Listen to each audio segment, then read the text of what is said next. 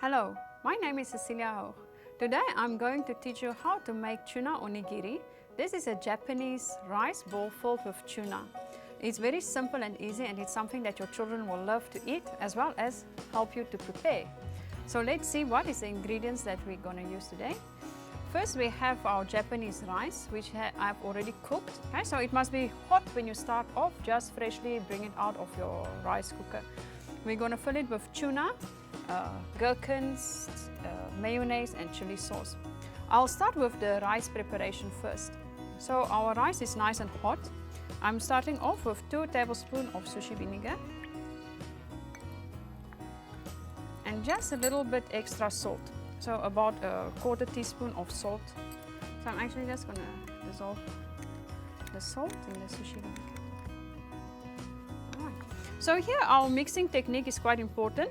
What we want to do is to actually cool the rice as we stir in the vinegar.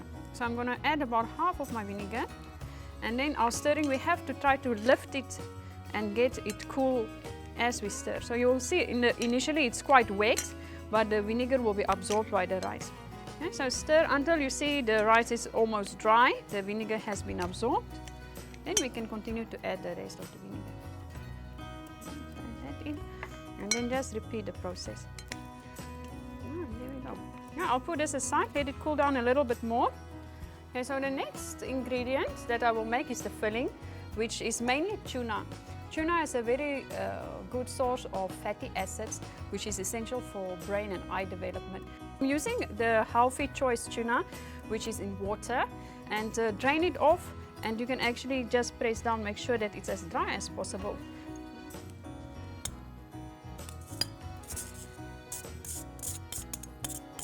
Okay, so we have our tuna. Yeah, I'm going to dress it up with some seasonings.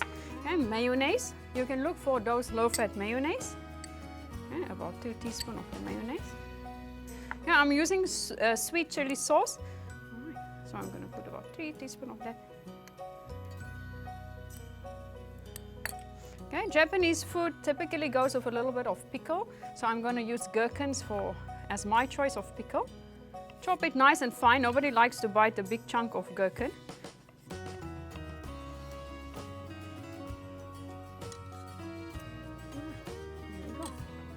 And give this a good mix. Okay, so we actually want to break up the flakes of tuna as well, so that you can almost create a paste-like mixture. There we go. So how easy is this? The tuna mixture is done and the rice is done. Okay, I have a little trick that I'm going to teach you today. Okay, typically what is the problem when we use Japanese rice is that it's really very sticky. It will stick to your hands, it will stick to your board. So I'm going to use a little piece of plastic as a liner underneath. Okay, start by making it just a little bit wet. Make your hands a bit wet, as well as make the plastic a little bit wet. Okay, otherwise the rice will just all stick to the plastic. We're going to scoop a bit of rice. Okay, 1 scoop of rice.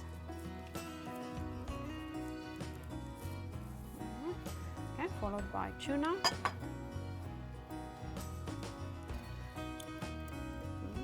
And then it's going to be so easy.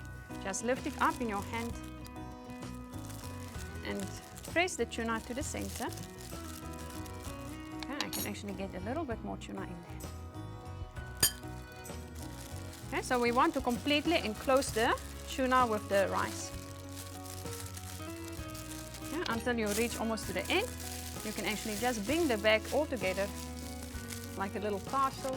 Give it a twist to firm it up, and that is going to be your sushi roll. We're going to use seaweed. Seaweed is an excellent source of calcium. Okay, and then because we want to make it fun for the children, I have these little $2 chops. Put it flat on your surface. Stamp it out.